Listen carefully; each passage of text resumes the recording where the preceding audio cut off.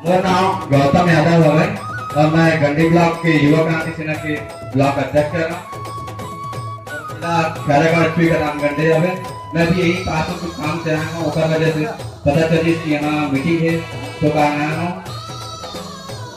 आजकल आपे मन देखा था वो कि पीटी भी करना पड़ गया है नहीं कैसे किसे था कते काम थे पीटी भी है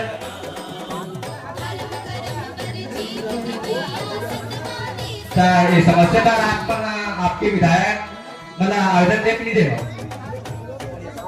जना चुने हो विधायक प्रतिनिधि मुख्यमंत्री चुने हो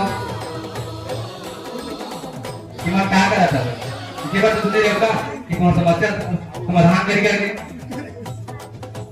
ये बात पता बोलना रिश्ते उगरे से जवाहर छत्तीसगढ़ पार्टी छत्तीसगढ़ नाम की सेना आपके यहाँ का अधिकार लड़त है समर्थन करा जवाहर छत्तीसगढ़।